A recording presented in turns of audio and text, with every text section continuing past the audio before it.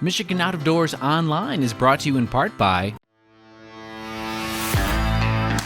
For over 30 years, Vanguard Outdoors has made the gear that turns a regular hunt into another fine day of field.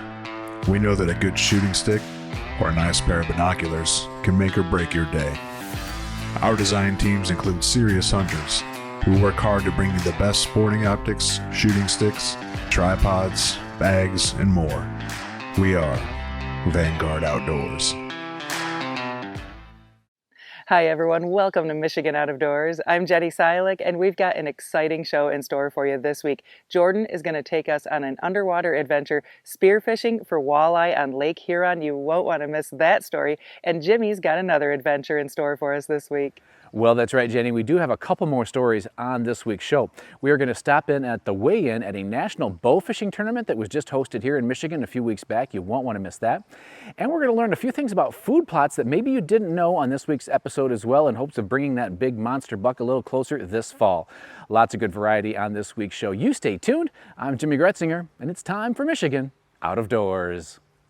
From the first spring rains to the soft summer breeze, dancing on the pine forest floor, the autumn colors catch your eyes. Here come the crystal winter skies. It's Michigan, Michigan out of doors.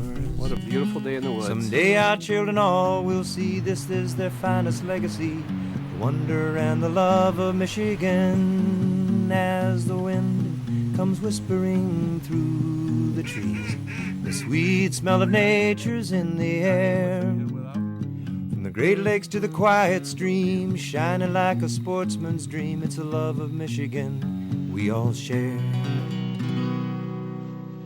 Michigan Out of Doors is presented by Country Smokehouse, a sportsman's meat processor and Michigan destination since 1988, offers a variety of homemade smoked meats and Michigan-made products in-store and online. The Country Smokehouse features an outdoor barbecue and bar. Details at countrysmokehouse.com. The Michigan Charter Boat Association has provided education of the Great Lakes fishery for over 52 years. Information about Great Lakes fishing opportunities as well as captain advocacy can be found at michigancharterboats.com. By Network Outdoors, connecting members to share experiences, help grow businesses, and to give back to the outdoor community. Learn more at one of 10 monthly meetups or online at networkoutdoors.com.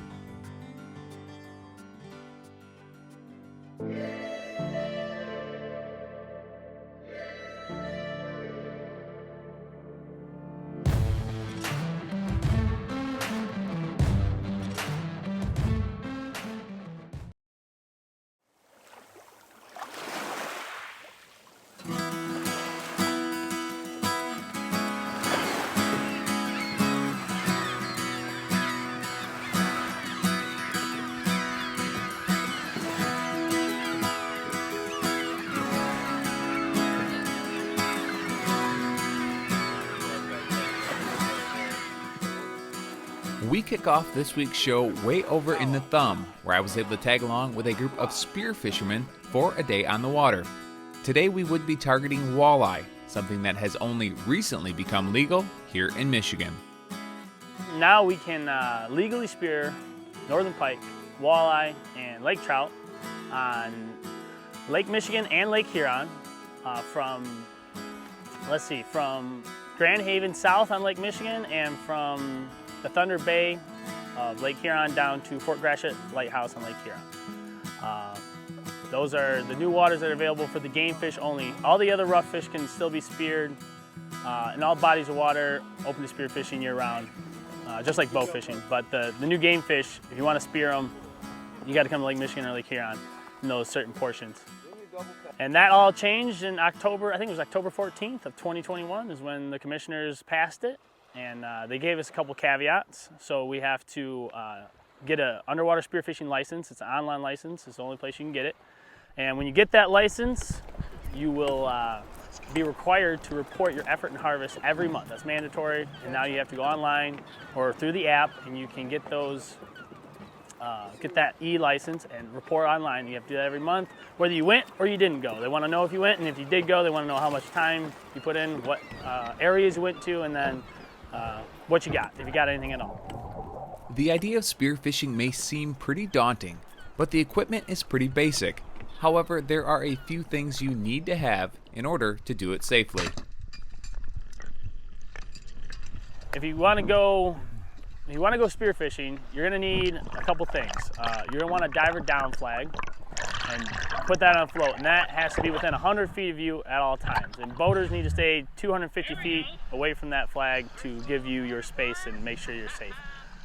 Boaters and divers can absolutely share the water, and it's, you know, it could be a cohesive relationship, but you just got to be careful when you're on the water. Water temperatures are very cold, so you want a wetsuit, mask, fins, and those are going to be some of the kind of things you need to get in the water. Weight belt, dive knives. Dive knives are real important because you're going to encounter braided line, regular line, anchor lines, and things of that. And if you ever end up anywhere near it or something and you need to get out, you need a dive knife to make sure that happens.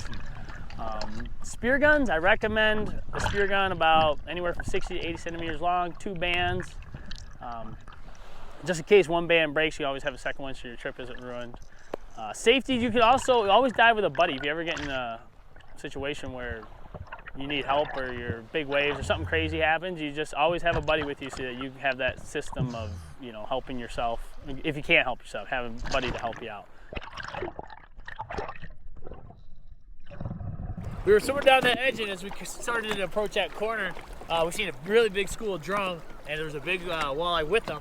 So I took a dive down, me and Riley did, and then I seen one, good size, like 22 inches, so I lined up, took that shot, dropped that one, and then I'm pretty sure Nate ran into a school right around that same corner. He got one, and then Riley picked off one. So I think we got some carp, drum, and 3 walleye or so. Oh, there's a lot of fish here. Sheephead, carp, walleye, but they're spooky right now. They're running, so we got to get down. We're gonna pick up, move to a different spot, and see if we can find some more walleye. I was impressed by just how many walleye these guys were finding in a short amount of time. The regulation change that made this trip possible is something that John himself spearheaded a few years ago. Well, my brother Nathan actually took me out for the first time, and I was like, hey, I love doing this, and I love, you know, regular hook and line fishing. I felt it was odd that we couldn't spearfish for the same game fish that we can hook and line fish for, so I went and talked to the commission, the Natural Resource Commission, and told them how I feel, and they asked me to take it up with the Fisheries Division, Chief Dexter, and we talked about it, and they said, we're interested in pursuing this. Let's just talk, you know, they want to talk with their biologists and with you know, the community as a whole, and we did that, and over 2 years we formulated an order that allows, you know, Great Lakes anglers to take to the waters, dive under, and shoot some fish that are, you know, better table-worthy game fish, you know, because a lot of bow fishing and spear fishing before that was just fish that you generally wouldn't eat, you know, carp and suckers and bowfin and drum and things that weren't really great, and a lot of people just would kill and dispose of their fish, and I didn't really like that, so I felt like we were being missed out on a good opportunity to harvest good fish to eat and do it in a, you know, ecological and humane way. And you can't have the greatest fishery in the world if you don't allow spearfishing for the game fish.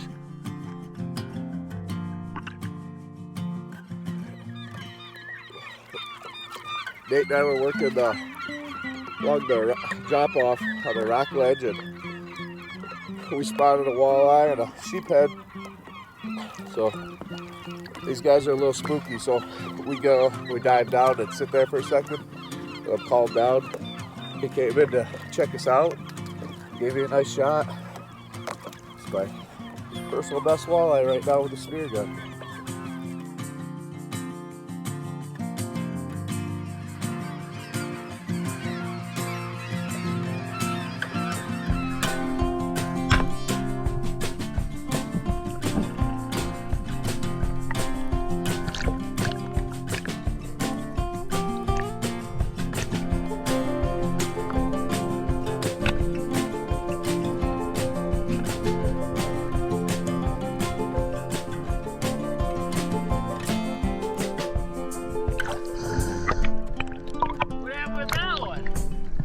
Swimming? Just swam around? No, yeah, no, I was swimming. All of a sudden there was a walleye in front of me. I was like, oh my God. Well, we got 2 more over there in the corner. We seen a laker out just past the edge, but he wouldn't get close enough. That's the first time I've ever seen one of those. Riley, show what you got, brother. He got one. It was just laying right on top of a rock. And we dove down, and the battery on this GoPro died, so he just bails on that. Takes his shot, and then we swim around, we chase that lake trout for a bit, we come back, and he takes another dive, and I see him stop, and he just kind of freezes. I'm like, what's he doing? And I see him shoot, and he comes out, and I'm like, oh, look at that, he's got a walleye at the end of it. I was like, oh, let's go.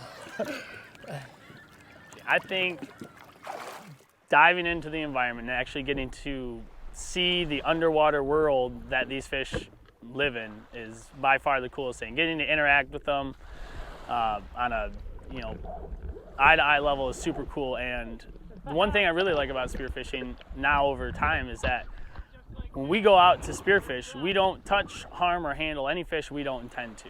So when I'm down there, I'm looking at fish, I pick a fish, and that's the one I want. There's no, dragon crawler harnesses along or crankbaits, and if I catch an undersized fish, if I snag him in the eye or, hit him in the gill or whatever, I don't have to just throw that fish back.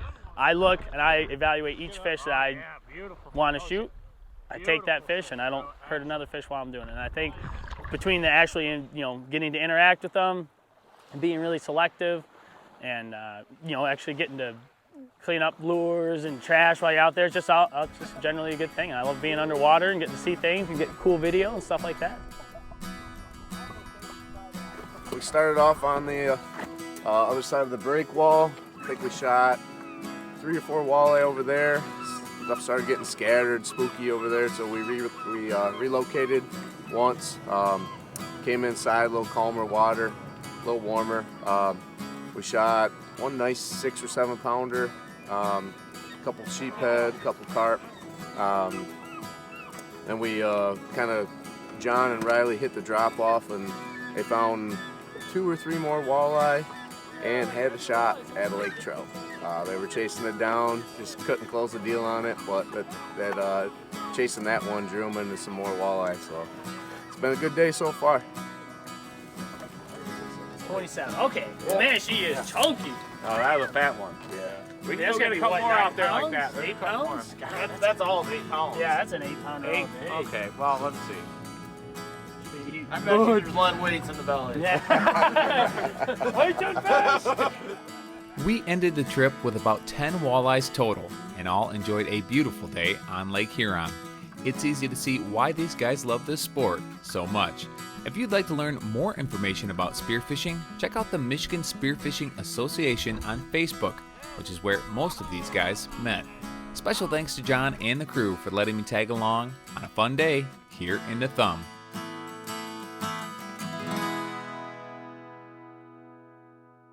Well, that last segment was a lot of fun to shoot, and I learned a lot about the world of spearfishing in the process. Hopefully you guys did too. For our next segment on this week's show, I'm going to stay in that same vein and bring you a bow fishing tournament I was able to cover a little while back.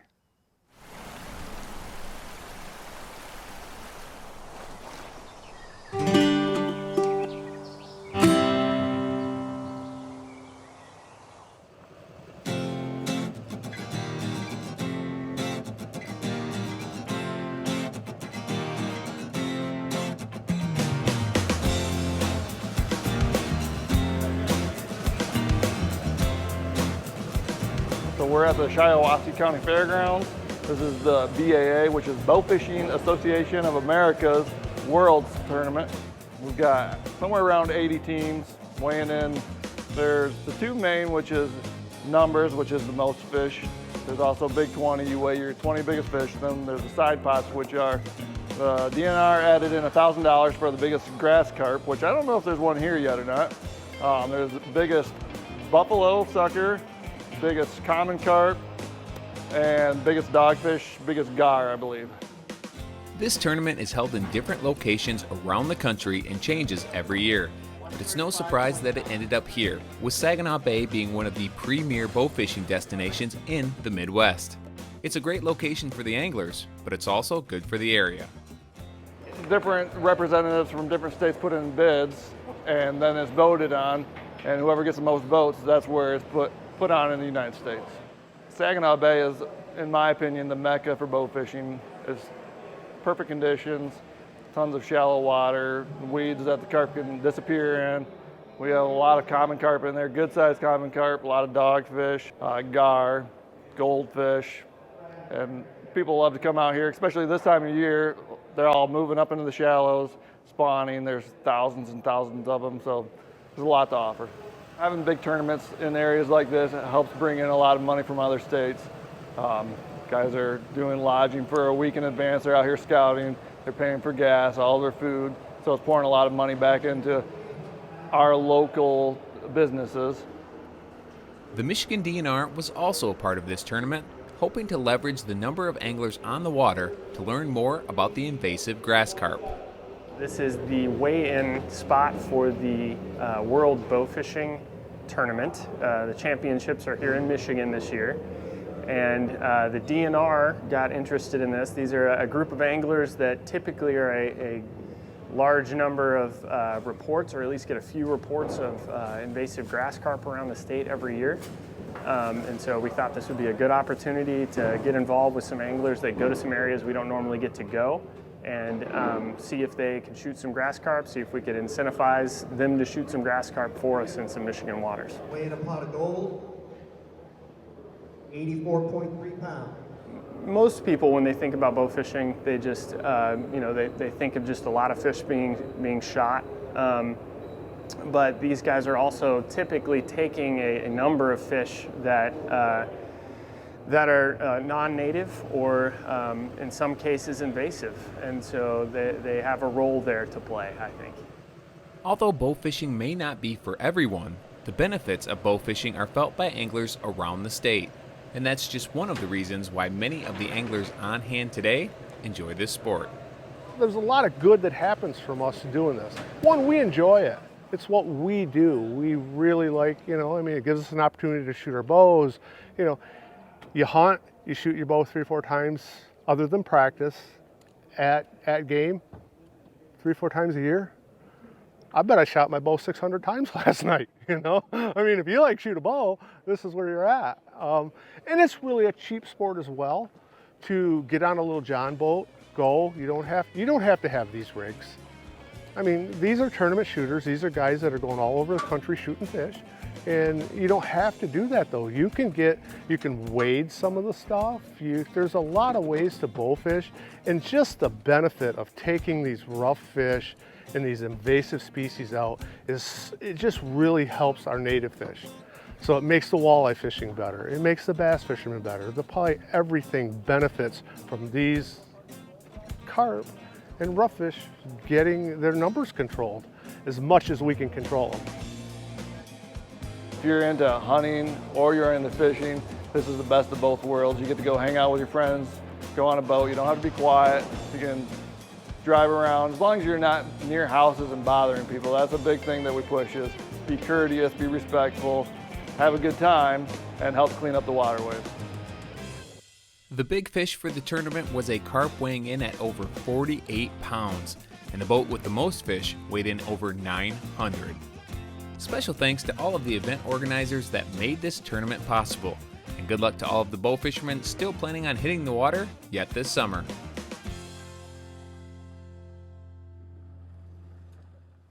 Well, when you start talking about deer hunting here in the state of Michigan, you get a lot of passionate opinions no matter what the topic is, but one topic that comes up quite often when you start talking about deer hunting is baiting and the baiting ban. And really, whatever you think about that's really not what we're here to talk about today, but what it has done has generated a lot of deer hunters to become deer farmers and putting in food plots. In this next story, we're going to learn a little bit more about food plots from a guy who not only has started to put in food plots, started a podcast about that very topic, in fact has become part owner in a seed company as well. I thought we'd sit down with him and learn a little bit more about putting in food plots and some new twists and some new tactics on how to do that, maybe a little bit better, a little bit smarter.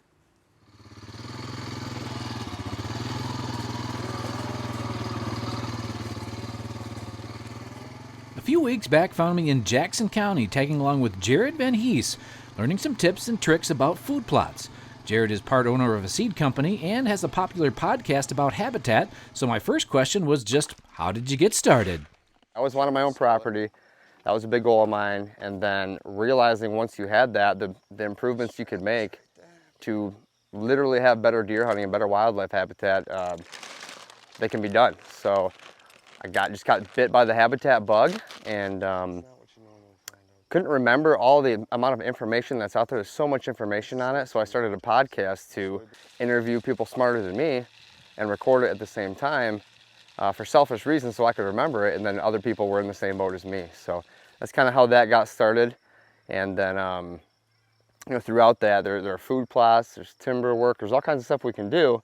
And I've kind of transitioned my food plot strategy over time. One of the questions that comes up a lot on Jared's podcast is the common mistakes that he sees first-time food plot planners make.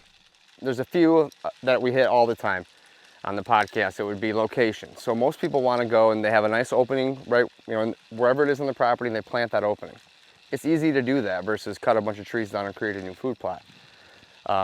Number one mistake would be where it is. If you have to walk through it, or you know, walk out of it at night when the deer are feeding and you scare them out every time, that's a big mistake we see.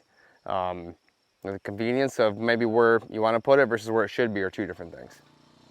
Another one would be to plant too much of one seed at one time. Proper seed ratio in terms of like brassicas, the really tiny ones. Don't just throw the whole bag out there because you have a little bit left in the bottom of the bag. Measure it correctly for the size of your plot so they don't compete with each other. Otherwise they compete with each other and, you know, don't get to their full potential. Those are two main ones. It was really interesting to see what Jared was doing here today on this plot. So this is more of, if folks know about regenerative agriculture, it's kind of down that line. Farmers have been doing it a long time.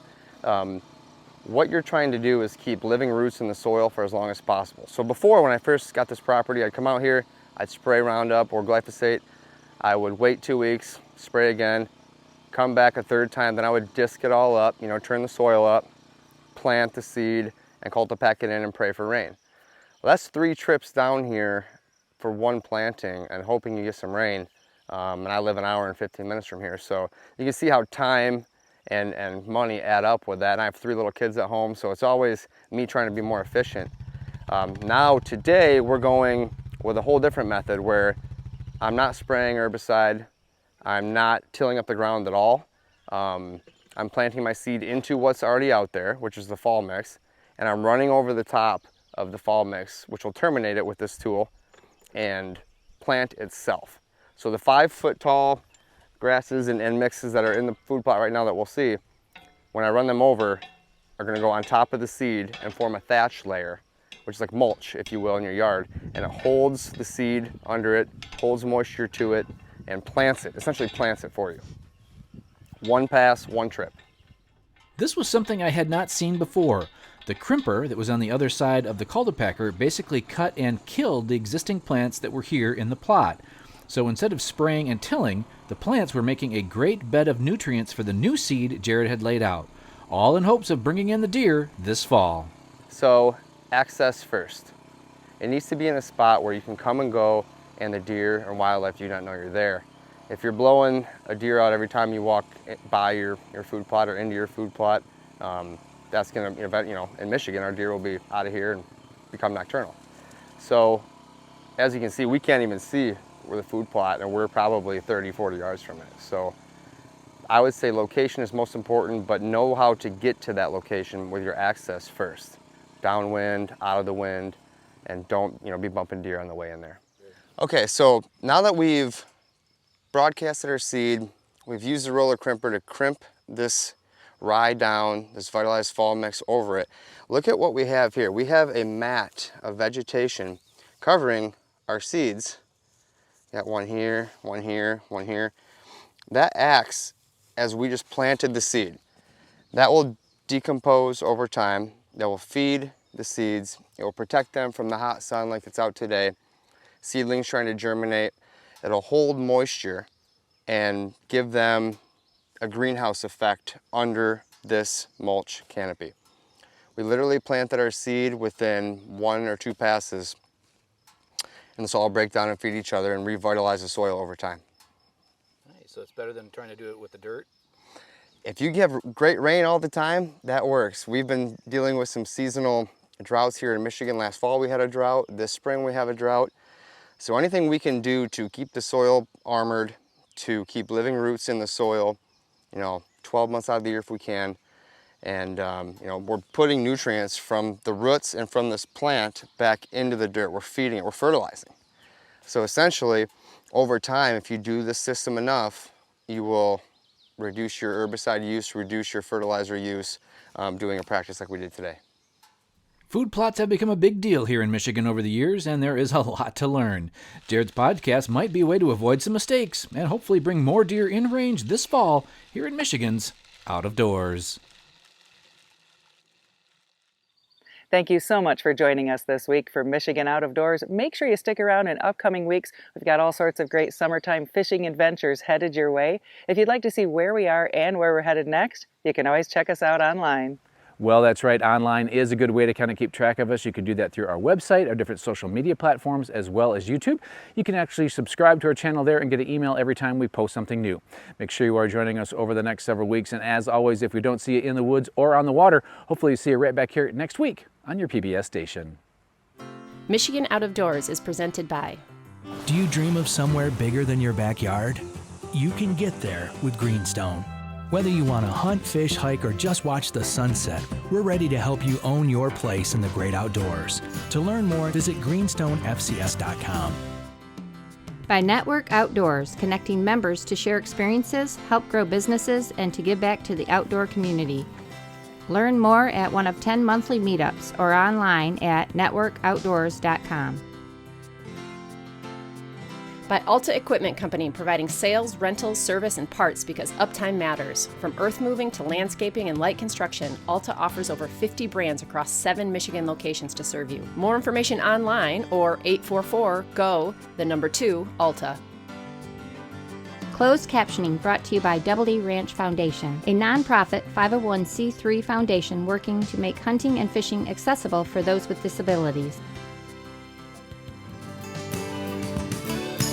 When I wander far away, a dream stays with me night and day. It's the road that leads to my home state. I am a Michigan man. Changing seasons paint the scene like rainbow trout in a hidden stream. The white-tailed deer in the tall pine